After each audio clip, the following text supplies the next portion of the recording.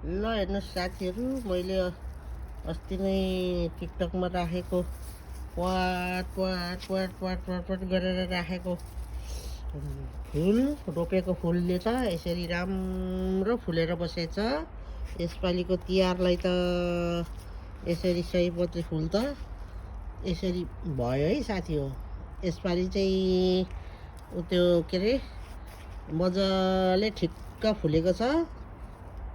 यसरी हेर्नु त, मैले त्यो रोपेको बेलामा यतिखेर राखेर चाहिँ रोप्नुपर्छ भनेको थिएँ नि साथीहरूलाई। अनि फेरि धेरै छिटो फुलिहाल्छ होला न, मैले भाँचेर त्यसको डुकु भाँचेर रोपेको। हेर्नु त, यसरी ठिक्क भएर फुलेको छ। यसरी नै लु हेर्नु त साथी हो, यसपालि डुकु भाँच्दाखेरि पो यति राम्रो फुल्यो त। यस्तो फुल्दो रहेछ नि यसरी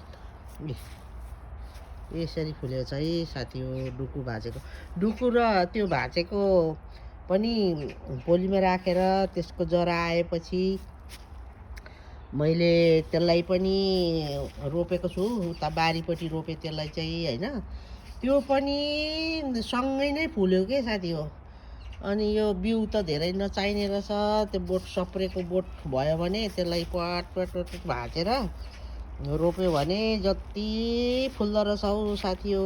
यो यसपालि यो जाडो यस्तो शीत आएको छैन है, त्यो भएर फुल चाहिँ यस्तो राम्रो भएको छ है साथी हो तिहारको फुल। तर यो ऊ त फुल्दैन नि, हेर्नु न, यो त फुल्नै पाएको छैन कि, यस्तो मात्रै भइरहेको छ। यो त पछि मात्रै हुने भयो।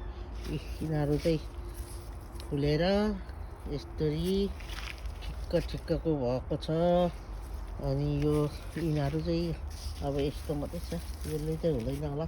हेर्नु त, यिनीहरू चाहिँ यो भयो नि, यसले मात्रै यसपालि यस्तोले मात्रै धोका दियो है साथी। तपाईँहरूको पनि सबैको फुलहरू हेरेको मैले, फुलहरू त सबैको राम्रो भएको छ यसपालि त। ल हेर्नुहोस्, ह्याप्पी।